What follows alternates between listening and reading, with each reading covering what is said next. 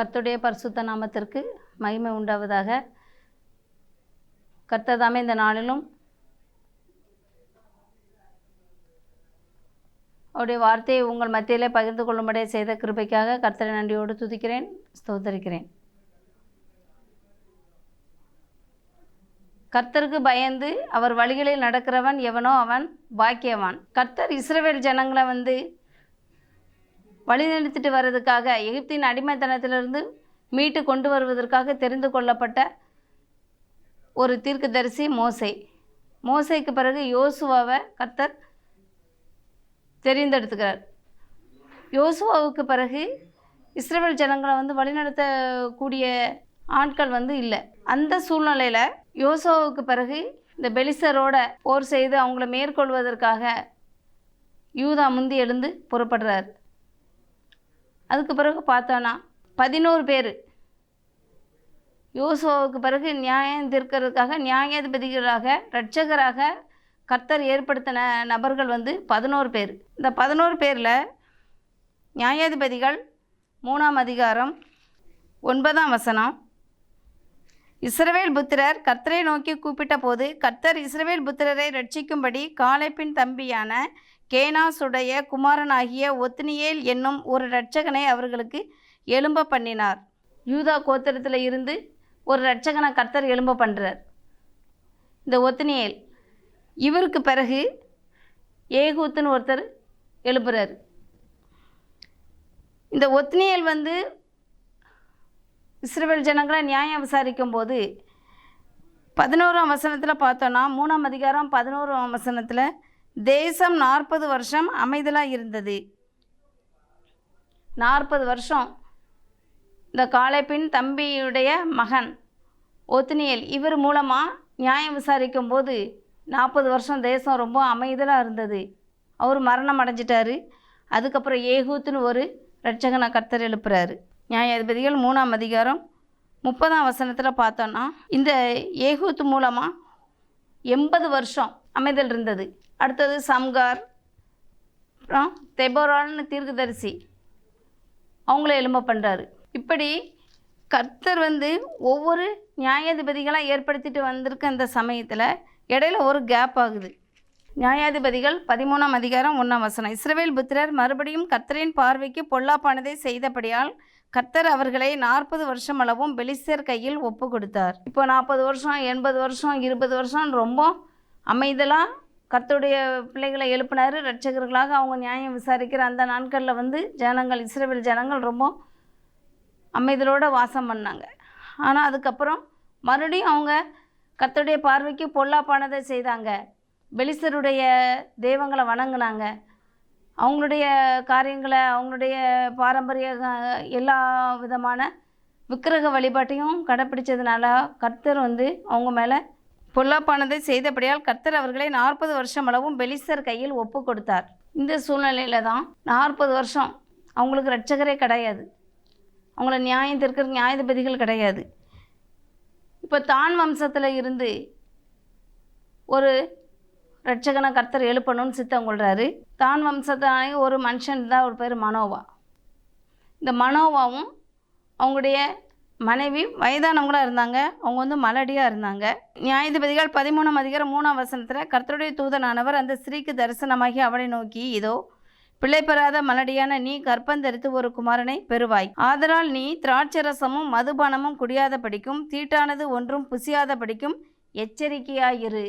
எதுக்கு எச்சரிக்கையாக இருக்க சொல்கிறாங்க? தீட்டான காரியம் ஒன்றும் புசிக்கக்கூடாது, திராட்சை ரசம் குடிக்கக்கூடாது, மதுபானமும் குடிக்கக்கூடாது, தீட்டானது ஒன்றும் புசிக்கக்கூடாது. இதுக்கு எப்படி இருக்கணும்? எச்சரிக்கையாக இருக்கணும். ஒரு கண்டிஷன் கொடுக்காங்க. நியாயாதிபதிகள் 13ஆம் அதிகாரம் 5ஆம் வசனத்தில், நீ கர்ப்பந்தரித்து ஒரு குமாரனை பெறுவாய், அவன் தலையின் மேல் சவரகன் கத்தி படலாகாது. அந்த பிள்ளை பிறந்தது முதல் தேவனுக்கென்று நசரேயனாய் இருப்பான். அவன் இஸ்ரவேலை பெலிஸ்தரின் கைக்கு நீங்களாக்கி ரட்சிக்க தொடங்குவான். உடனே இந்த அம்மா சொல்கிறாங்க, மனோவா கிட்ட போய் சொல்கிறாங்க, இப்படி ஒருத்தர் எனக்கு தேவனுடைய தூதன் சாயலை போல் மகா பயங்கரமாக இருந்தார். அவங்க எனக்கு இப்படி சொன்னாங்க. அப்பொழுது மனோவா, 8ஆம் வசனத்தில் பாருங்கள், அப்பொழுது மனோவா கர்த்தரை நோக்கி விண்ணப்பம் பண்ணி, என் ஆண்டவரை, நீர் அனுப்பின தேவனுடைய மனுஷன் மறுபடியும் ஒரு விஷயம் எங்களிடத்தில் வந்து பிறக்கப் போகிற பிள்ளைக்காக நாங்கள் செய்ய வேண்டியதை எங்களுக்கு கற்பிப்பாராக என்று வேண்டிக் கொண்டான். தேவன் மனோனுடைய சத்தத்தை கேட்டார். திரும்பவும் வந்து அந்த தூதனானவர் திரும்பவும் அதே காரியங்களை எச்சரிக்கையாக சொல்கிறாங்க.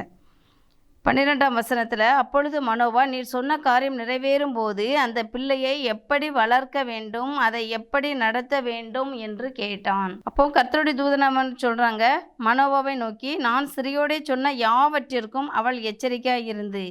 திரும்பவும் அந்த காரியத்தை வந்து சொல்லிட்டே இருக்காங்க. திராட்சை செடியிலே உண்டாகிறதொன்றும் சாப்பிடாமலும் திராட்சை ரசமும் மதுபானமும் குடியாமலும் தீட்டானதொன்றும் புசியாமலும் நான் அவளுக்கு கட்டளையிட்டதை எல்லாம் கைக்கொள்ள கடவுள் என்றான். தொடர்ந்து வாசிட்டே வந்தோன்னா அவங்களுக்கு வந்து சாப்பிட்றதுக்கு சமையல் பண்ணி அவங்களுக்கு கொடுக்கறதுக்கு எல்லாம் ரெடி பண்ணுறாங்க. அந்த காரியத்தில் நம்ம பார்க்குறோம். கர்த்தருடைய 17ஆம் வசனத்துலலாம், அப்பொழுது மனோவா கர்த்தருடைய தூதனை நோக்கி, நீர் சொன்ன காரியம் நிறைவேறும் போது நாங்கள் உம்மை கனம் பண்ணும்படி உம்முடைய நாமம் என்ன என்று கேட்டான். அப்போ அவர் சொல்கிறாரு, என்னுடைய நாமம் அதிசயம். அல்லேலூயா. என்னுடைய நாமம் என்னென்னு நீ ஏன் கேட்குற? அது வந்து அதிசயம். பயந்துடுறாங்க 2 பேரும்.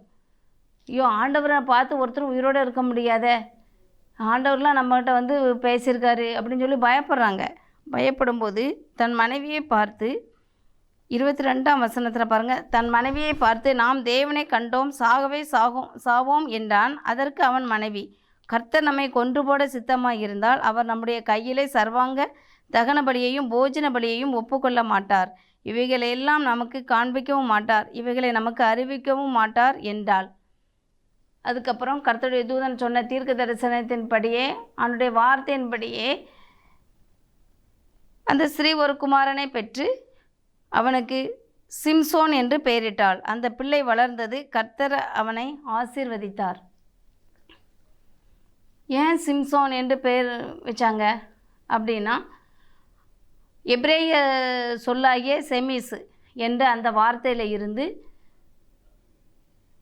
சிம்சோன் சூரியன் என்ற ஒரு அர்த்தம் கொண்டு, செமிஸ் அப்படின்னா சூரியன் என்ற ஒரு அர்த்தத்தில் உள்ள பேரை அந்த அம்மா வைக்கிறாங்க. கர்த்தர் அவனை ஆசீர்வதித்தார். சிம்சோன் வளர்ந்து வராரு. வளர்ந்து வாலிப பருவத்தை அடைகிறாரு. கர்த்தருடைய சித்தம் என்ன? பெலிஸ்தருங்களை வந்து பெலிஸ்தர்கிட்டருந்து இஸ்ரவேல் ஜனங்களை ரட்சிக்கணும். அதுதான் கர்த்தருடைய திட்டமும் தீர்மானமும். ஆனால் இங்கே என்ன நடந்தது அப்படின்னு சொல்லி பார்த்தோன்னா, கர்த்தருடைய சித்தப்படி அவர் செய்யலை. தன்னுடைய சுய விருப்பத்தை நிறைவேற்றவராக இருந்தார். எப்படி அந்த சுய விருப்பத்தை அவர் வந்து நிறைவேற்றினார், அதனோட என்ன பலன் அவருக்கு கிடைச்சது அப்படின்னு சொல்லி நான் வந்து அடுத்த பகுதியில் நான் அதை உங்கள் மத்தியில் பேசணும்னு நினைக்கிறேன். அப்போ கர்த்தர் நமக்கு ஒரு காரியத்தை எச்சரிக்கையாக சொல்லும்போது அந்த காரியத்தின்படி, அந்த வார்த்தையின்படி நம்ம செய்கிறதுக்கு கவனம் உள்ளவங்களாக இருக்கணும். கர்த்தருடைய வார்த்தைக்கு பயப்படணும். கர்த்தருடைய சித்தத்தை செய்யணும்.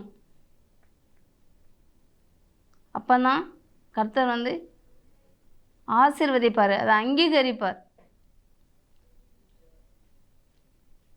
இல்லைன்னா அவருக்கு ஒரு கஷ்டமும் கிடையாது, நமக்கு தான் கஷ்டம். கர்த்தருடைய சித்தத்தின்படி செய்யாமல் இருந்தோம்னா, நம்ம சுய விருப்பத்தை நம்ம நிறைவேற்றுகளாக இருந்தோம்னா என்ன நடக்கும் அப்படிங்கிறத நான் வந்து அடுத்த பகுதியில் உங்களுக்கு அதை பேசலான்னு விரும்புகிறேன். ஜெபிப்போமா? கர்த்தாவே ஸ்தோத்திரம். நன்றி பரிசுத்த ஆவியானவரே, நன்றியோடு துதிக்கிறோம், ஸ்தோத்தரிக்கிறோம். இந்த நாளிலும் கூட ஆண்டவரே, நீங்கள் தெரிந்து கொண்ட உம்முடைய ஜனங்களை, நீங்கள் வாக்குத்தத்தம் பண்ணின, உடன்படிக்கை பண்ணின ஆண்டவரே, நீங்கள் தெரிந்து கொண்ட உம்முடைய ஜனங்களை எகிப்தின் அடிமைத்தலிருந்து வழிநடத்தி கொண்டு வருவதற்காக ஏற்படுத்தின ஒவ்வொரு நியாயாதிபதிகளுக்காகவும் உமக்கு ஸ்தோத்திரம் செலுத்துகிறோம். ஆண்டவரே, அந்த நியாயாதிபதிகளின் வரிசையிலே சிம்சோன் என்ற ஒரு வாலிபனை நீங்கள் தெரிந்து கொண்டீங்கப்பா. தாயின் கருவிலை உருவாகும் முன்னே தெரிந்து கொள்கிற தேவன் தாமே அப்படியே அந்த வாலிபனை நீங்கள் தெரிந்து கொண்டீங்கப்பா, ஸ்தோத்திரம். இந்த வாலிபன் நிமித்தமாக எப்படி இந்த பெலிஸ்தர்களை கையிலிருந்து இஸ்ரவேல் ஜனங்களை ரட்சித்தான் என்று பார்க்கும்போது ஆண்டவரே, இது பெரிய வேதனைக்குரிய ஒரு காரியம். எத்தனையோ வாலிபர்கள் ஆண்டவரே பயனடும்படியாக, வாலிபர்களுக்கு பிரயோஜனமாக இருக்கத்தக்கதாக ஆண்டவரே எங்களுடைய வார்த்தைகள் கிரியை செய்யும்படியாக ஜெபிக்கிறேன். ஆண்டவரே ஸ்தோத்திரம். கர்த்தருக்கு பிரியமானதை செய்ய கற்றுத்தருகிற தேவன் தாமே. ஆண்டவரே, ஒவ்வொரு வாலிபர்களுடைய உள்ளத்தில் நீங்கள் பேசும்படியாக ஜெபிக்கிறேன் ஐயா, கிரியை செய்யும்படியாக ஜெபிக்கிறேன். ஆண்டவரே ஸ்தோத்திரம். ஹல்லேலூயா, ஹல்லேலூயா. நன்றி பரிசுத்த ஆவியானவரே. இதை பார்த்து கொண்டிருக்கிற கேட்டுக்கொண்டிருக்கிற ஒவ்வொருவருக்காக ஜெபிக்கிறேன் ஐயா. தாயின் கருவிலே உருவாகும் முன்னே தெரிந்தெடுத்த தேவன் ஆண்டவரே ஸ்தோத்திரப்பா.